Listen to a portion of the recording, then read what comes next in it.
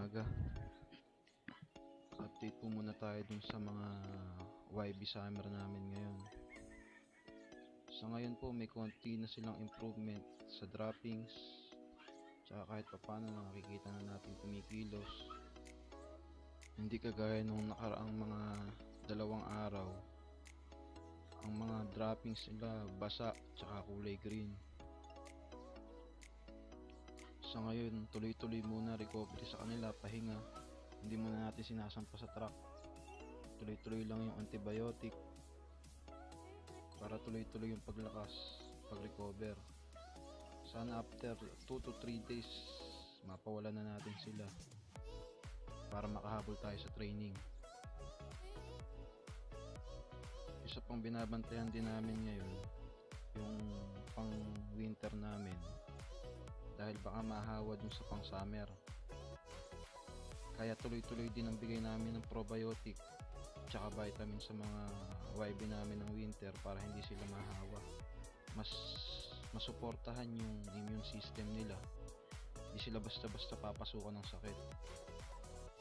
Lalong-lalo na rin yung mga breeder, hindi rin natin masabi, baka mamaya biglang mapasok.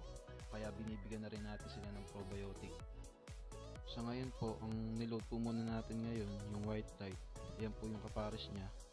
Doon po sa mga nalilito na nagtatanong kung siya daw po ba yung MacArthur na sinampok po natin. Siya po yung 8th place po namin nung nakaraang North ng Ilagan. Siya po ang kapares ngayon ni white light.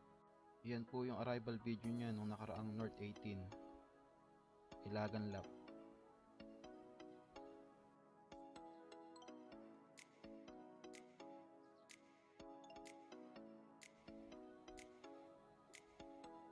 Release time po ng BFRC 640 Talavera po tayo ngayon.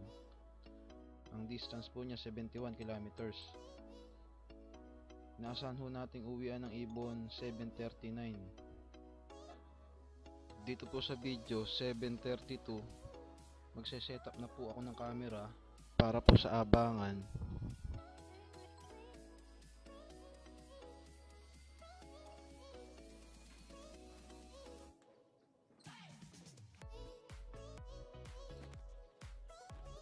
Hindi ko po inasahan na maaga ang pauwian ng mga ibon ngayon. Bigla ko na lang po nakita, nakalapag na po si white light.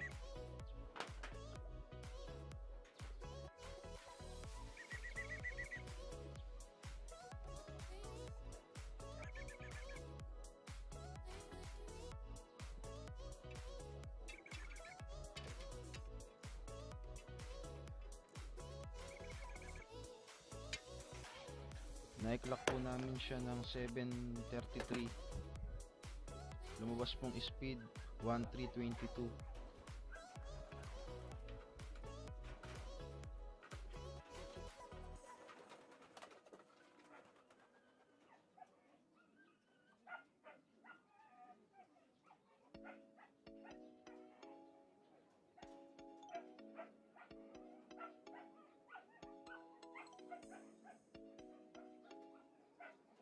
Check po natin yung result. BFRC view race result. Total bird clock 136. Bird entry count 1. Talavera po tayo ngayon. Pinawalan po ng 640. Tingnan po natin yung top 10 kung pumasok po yung atin.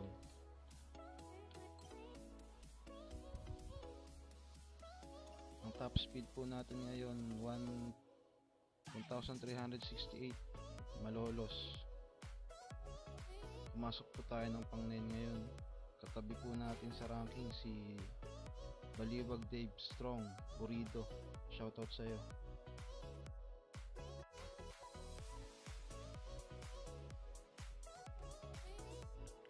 Ngayon susubukan nating paitlogin yung kapares ni white light. Titingnan natin kung mas motivate siyang umuwi, kung mas bibilis ba siyang umuwi o mababago yung motivation niya sa pag-uwi. Sa ngayon kasi medyo habol siya sa kapares niya, kaya medyo consistent yung uwi niya. Pasok sa top 10, dalawang pooling. Hindi ko nga lang masabi sa mga susunod na pulling, lalo na pagka lumayo.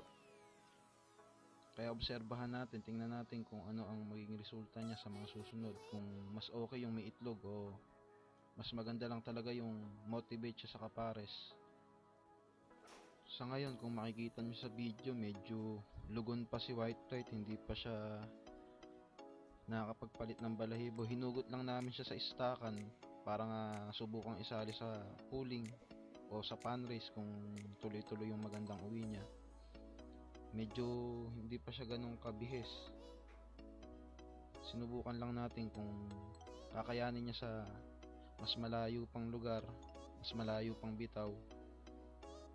Obserbasyon na rin, motivation. Tingnan natin kung alin ang mas maganda, yung habol o yung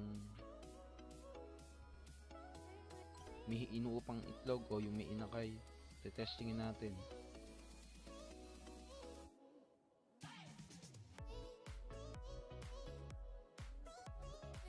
Pakain naman tayo ngayon ng Summer YB. Sa ngayon medyo okay naman na silang kumain, bumalik na yung gana nila sa pagkain. Yung sa panunaw, sana bumalik na rin yung dating panunaw nila para magtuloy-tuloy na yung recovery nila.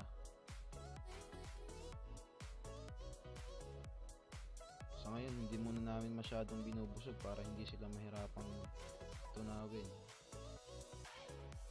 yung binibigay namin pagkain.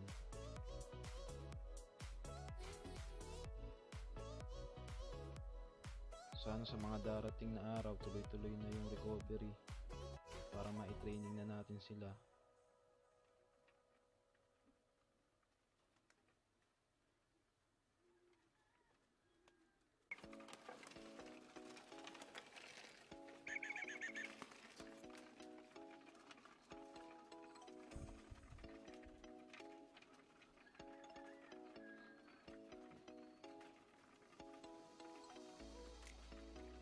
Tuloy-tuloy lang yung bigay ng antibiotic tsaka vitamins para tuloy-tuloy yung sigla.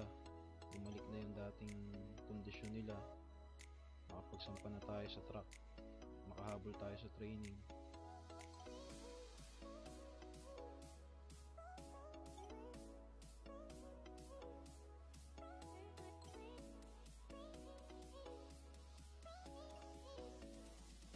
Pakain naman tayo sa kabilang lot.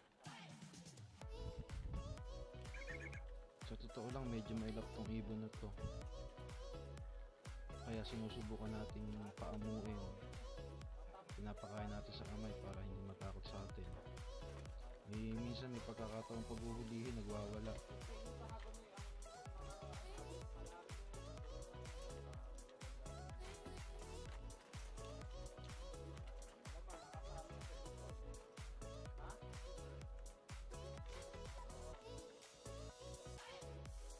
Sana pag umitlog silang mag-asawa, kahit mag-consistent lang ang uwi niya, malaking bagay. Kaya tingnan natin kung ano ang magiging resulta ng motivation sa itlog, kung ganun pa rin ang magiging uwi, ang speed.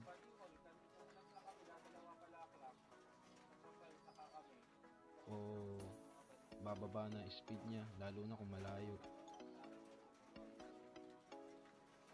Nung first lap nung nakaraang north, bumaba ang speed niya, umabot lang ng 900.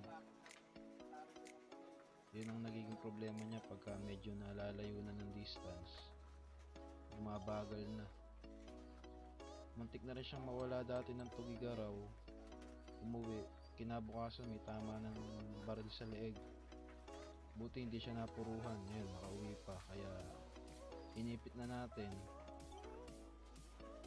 Napalahi na rin namin yan. Nakuha na rin namin ng anak. May anak siya ngayon sa kabila.